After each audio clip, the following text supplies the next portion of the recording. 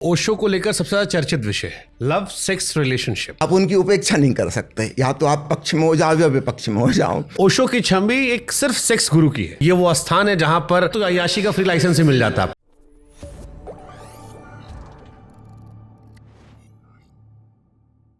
अब अगला टॉपिक जो है सर, वो ओशो को लेकर सबसे ज्यादा चर्चित विषय है लव सेक्स रिलेशनशिप। क्योंकि हम भारतीय समाज में कम से कम ओशो को लेकर एक परंपरा बनी है कि ये वो स्थान है जहां पर, अगर मैं और एकदम बिना शुगर कोट करे कहूं तो अय्याशी का फ्री लाइसेंस ही मिल जाता है आपको, कि आपको सारी सीमाओं को तोड़ दिया गया। वो जो पारंपरिक रिश्ते हैं उनकी मर्यादाओं को तोड़ दिया गया और ओशो ने आपको इतनी आज़ादी दे दी है। तो कई सारे मिथ भी होंगे, कई सारी बातें होंगी, ओशो का एक नज़रिया होगा, उस सबको समझने की कोशिश हम करते हैं। अब ओशो ने कहा था प्रेम एक रिश्ता नहीं, एक भावना है। हमको समझाइए क्या है। सबसे पहले तो मैं कमेंट कर दूं, आपने जो एक जनरल स्टेटमेंट कहा पब्लिक की तरफ से, है ना, वह सरासर 100% गलत है। ओशो प्रेम के पक्ष में है और निश्चित रूप से प्रेम का कमल काम की कीचड़ में खिलता है, तो उसके भी पक्ष में है। अगर हम कीचड़ को ही इनकार कर देंगे फिर कमल कहाँ खिलेगा, कैसे खिलेगा? अगर हम जमीन को ही इनकार कर दें तो फिर ये वृक्ष कहाँ खड़ा होगा? तो निश्चित रूप से वृक्ष में जड़ें भी होती हैं और फूल भी होता है। फूल और मूल दोनों होते हैं। मूल बेसिक है, मूल के बिना फूल नहीं हो सकता, है ना। फूल के बिना मूल हो सकती है। तो जब हम कहते हैं सेक्स, सेक्सुअलिटी, पार्श्विकता, शारीरिक संबंध, तो वो जड़ के समान है। अगर इसको इनकार किया, इसका दमन किया, तो हम फूल तक कभी पहुंच ही नहीं पाएंगे। तो ओशो हैं प्रेम के पक्ष में कि हमारे हृदय में प्रेम का फूल खिले, लेकिन इसकी जो जड़ है वो वहाँ है, उसको इनकार नहीं किया जा सकता। ओशो ने पहली बार ये बात उठाई। अगर हम जड़ को ही काट देंगे तो फिर फूल नहीं खिल सकेगा। ठीक है, ये जायज़ बात है। लेकिन जैसे हम जिस परंपरा को देखते आ रहे हैं, जो सुनते आ रहे हैं, उसमें ये होता है कि शादी 7 जन्मों का बंधन है। हिंदू धर्म में हम यही बात करते हैं कि जन्म जन्म का रिश्ता है। आप एक व्यक्ति के प्रति समर्पित होते हैं, वन वुमेन मैन या वन मैन वुमेन, हम इस कॉन्सेप्ट पे होते हैं। ओशो को जब हम सुनते हैं तो ये कॉन्सेप्ट इससे विपरीत नजर आता है। जी नहीं, बिल्कुल विपरीत नहीं है। ओशो भी चाहते हैं कि वैसा प्रेम फलित हो सके कि जो जन्म जन्म का रिश्ता बन जाए, लेकिन उसको फलित होने के लिए एक साधना से गुजरना होगा, है ना। उसके बिना वह नहीं हो सकता। कई लोग कहते हैं कि ओशो प्रेम विवाह के खिलाफ में है। मैं कहता हूँ विवाह के खिलाफ नहीं है, झूठे विवाह के खिलाफ में है, जो धन पैसे से, दहेज से, नौकरी देख के, इनकम देख के, घर परिवार की इज्जत देख के किया जाता है। ये झूठा विवाह है। अरेंज मैरिजेस तो ऐसे ही होती हैं सर ना, तो उसको आप वैश्यागिरी कह दे रहे। और क्या है आप बताइए। लड़की वाले खोज रहे हैं लड़का क्या काम करता है, कितनी बड़ी नौकरी, ऊपर से रिश्वत मिलती है कि नहीं मिलती है, कितनी बड़ी पोस्ट पे है, मतलब घर में कितना बड़ा घर है, जमीन जायदाद कितनी, हरियाणा में वो खोजते हैं गाय भैंस कितनी है घर में। अब ये तो होगा कि आपको एक इंसान खोजना है, तो लड़का खोज रहा है कि लड़के वाले दहेज कितना देंगे। ये तो व्यापार हुआ, ये कोई विवाह हुआ। तो ओशो विवाह के खिलाफ नहीं। जैसे मैंने धर्मों के बारे में हम बात कर रहे थे, तो फिर विवाह धर्म के नाम पे जो चल रहा है ओशो उसके खिलाफ है, धर्म के खिलाफ नहीं है। ठीक ऐसे ही ओशो सच्चे विवाह के पक्ष में है, जो प्रेम पर आधारित होगा। प्रेम कैसे होगा? मैं यहाँ काम कर रहा हूँ, आप जैसे होगा इंटरव्यू कर रहा हूँ, अब मुझे समय ही नहीं मिल रहा, तो मेरे माँ बाप खोजेंगे तो कुछ दे के खोजेंगे वो, तो उसको अगर आप वैश्यागिरी कह दोगे तो कैसे काम चलेगा फिर? देखिए, तथ्य को आप कितना ही अच्छा लेबल लगाएं, उससे कुछ नहीं होता। मैं तो प्रैक्टिकल सवाल पूछ रहा हूँ। कि मैं नौकरी कर रहा हूँ, मैं 16 घंटे काम करता हूँ, 8 घंटे सोता हूँ, 2 घंटे। ऐसा नहीं हो सकता। प्रकृति ने जो इंतजाम किया है, कहीं ना कहीं ऐसा होगा, किसी से मिलकर आपके हृदय में प्रेम उपजेगा। ये हो ही नहीं सकता। हो सकता है, लेकिन वो किसी और का हो पहले से। देखिए, प्रेम के लिए सब कुछ निछावर किया जा सकता है, किया जाना चाहिए। वो हायर वैल्यू है। सेक्स इज वेरी लोअर, है ना। ओशो सेक्स के खिलाफ है इस अर्थ में कि वो सेक्सुअलिटी को लव तक ले जाना चाहते हैं और प्रेम पे भी रोकने की नहीं कहते। प्रेम को और ऊपर प्रार्थना तक, परमात्मा तक ले जाना चाहते हैं। ऐसा समझे एक सीढ़ी है, उसका सबसे नीचे का पायदान सेक्स है, शारीरिक संबंध, मध्य में हार्दिक इमोशनल लव है, प्रेम है, और इससे ऊपर स्पिरिचुअल, जहाँ एकात्मीयता हो जाती है, आत्मा परमात्मा से मिल जाती है, वो स्थिति है समाधि की। तो नीचे से लेकर ऊपर तक की पूरी रेंज, पूरी सीढ़ी है ये, इसमें कहीं भी अटकना नहीं है। मैं इसको और थोड़ा फिल्टर करके सवाल पूछता हूँ। ऊपर वाली सीढ़ी जो है वहां तक सब पहुंच नहीं पाते प्रेम तक, इसीलिए शायद कहते हैं बीच तक नहीं आ पाते, इसलिए ऊपर नहीं पहुंच पाते, ऊपर जा ही नहीं पाते। काश बीच तक आ जाएं, फिर बहुत आसान है। तो ऊपर क्योंकि एक ही 2 लोग तक पहुंच पाते हैं, इसलिए हम कहते हैं जीवन में प्रेम एक ही 2 बार होता है, क्योंकि वो एहसास जो चरम सीमा वाला होता है 1-2 बार होता है। ओशो की नज़र में नीचे वाली सीढ़ी जो है वो सिंगल टाइम अलाउड है, मल्टीपल टाइम अलाउड है? देखिए ओशो किसी नैतिकता के पक्षधर नहीं है ना। देखिए ये संबंध जो बने थे, परिवार जो बसे थे, विवाह जो बसे थे, इसकी शुरुआत कहाँ से हुई वो उस पर मैं थोड़ी सी बात करूँ, फिर आपको इस वाली बात पे आ जाएंगे।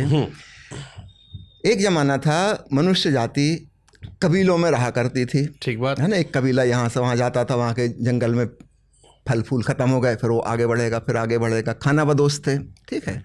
उस समय तक विवाह नहीं था, पूरा 300-400 लोगों का एक झुंड होता था, सब इकट्ठे रहते थे, कौन किसका बच्चा है किसी को नहीं पता था, पूरा एक कबीले के बच्चे थे, ठीक है। उसके बाद धीरे धीरे एग्रीकल्चर की समझ विकसित हुई कि हम एक ज़मीन साफ़ कर लें, यहाँ के पेड़ काट दें और फिर यहीं पे खेती बाड़ी करेंगे। वहाँ से पर्सनल प्रॉपर्टी आई, जिन लोगों ने वो ज़मीन तैयार की, गाय भैंस पाले, अब वो चाहते हैं कि वहाँ पर रहें, अगले साल भी फिर यहीं खेती करेंगे, ज़मीन अच्छी तैयार हो गई, नदी के किनारे पानी भी है। अब यहाँ से पर्सनल प्रॉपर्टी शुरू हुई और धीरे धीरे कबीला टूटा। अब जब पर्सनल प्रॉपर्टी आई, यहाँ से एक भाव आता है कि मेरी संपत्ति मेरी ही औलाद को मिले। अब ये औलाद का कैसे पता चलेगा, डीएनए टेस्ट तो उस समय होते नहीं थे। अब वहाँ से शादी का सिस्टम आया कि मेरी पत्नी सिर्फ मेरी ही पत्नी हो, उसका किसी से कोई संबंध ना हो, ताकि मुझे पक्का हो सके कि उससे जो संतान पैदा हुई वो मेरी संतान है। तब मैं चैन से मर सकूंगा कि मेरा खेत, मेरा मकान जो मैंने बनाया था, मेरे गाय भैंस, जो भी संपत्ति है मेरी संतान को मिले। यहाँ से विवाह शुरू हुए। अब वो स्थिति बीते हजारों साल हो गए। अब हम देखते हैं धीरे धीरे वो संयुक्त परिवार थे, पहले कबीला था, फिर संयुक्त परिवार आए।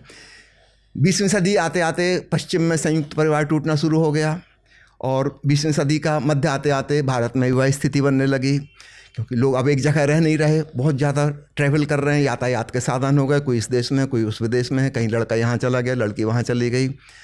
विवाह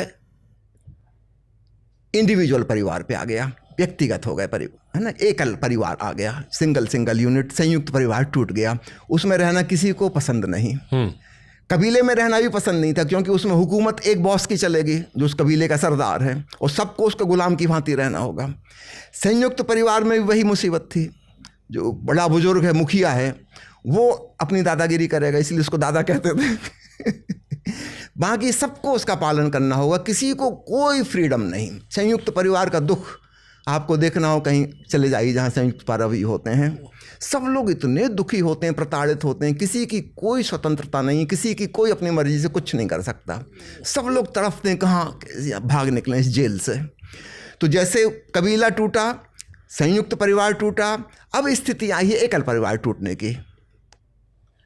अब पति पत्नी भी क्यों साथ रहें, दोनों पढ़े लिखे हैं, दोनों नौकरी करते हैं, दोनों पैसा कमाते हैं, दोनों इंडिपेंडेंट हैं, और परिवार, समाज ने, सरकार ने सुरक्षा के इतने इंतजाम कर दिए हैं। चाहे हमारे देश में अभी उतना नहीं हुआ, पश्चिमी मुल्कों में हो गए हैं, है ना। कोई स्त्री अकेली रह सकती है, उसको किसी से प्रेम होगा तो उसके साथ रहेगी, नहीं होगा तो नहीं रहेगी, और इसकी पूरी आज़ादी है, सोशल सिक्योरिटी है, सब प्रकार की सुरक्षा का इंतजाम है। स्वीडन जैसे देश में अधिकांश लोग शादी नहीं कर रहे, करीब 15-20 साल पहले सरकार ने वो कानून ही ख़त्म कर दिया शादी का, क्योंकि कई साल हो गए कोई शादी करने आया ही नहीं। लोगों की फ्रेंडशिप निश्चित रूप से होगी, उनको प्रेम होगा, लगाव होगा, उनका संग साथ रहने का मन है तो रहेंगे, नहीं रहना होगा तो नहीं रहेंगे, कोई बंधन किसी का नहीं, कोई कानूनी सामाजिक बंधन उनके ऊपर नहीं है। ये परिवेश ओशो के सामने आ चुका, ठीक है। जब ओशो बात कर रहे हैं तो केवल भारत के लोगों से बात नहीं कर रहे हैं, वो इंटरनेशनल ऑडियंस से बात कर रहे हैं। अब हम उन बातों को उठा के भारत के परिप्रेक्ष्य में अगर हम लागू करेंगे तो वो तो फिट नहीं बैठेगी, है ना। पहले इस बात को समझ लीजिए, ओशो की बात लिमिटेड एक दायरे के अंदर नहीं है, वो विश्व मानव से बात कर रहे हैं, और उस मानव से जो आने वाला है, जो है, उससे भी बात कर रहे हैं, और जो आने वाली संभावित समस्याएं हैं उनका भी निदान कर रहे हैं। एक प्रतिभाशाली व्यक्ति हम उसी को बोलते हैं जो अपने समय के पहले आ जाता है, वो उन चीज़ों को भी बता जाता है जो होने वाली हैं और उसका क्या समाधान हो सकेगा। तो ओशो इस दूरदृष्टि से कह रहे हैं कि विवाह की संस्था आगे नहीं चल सकेगी।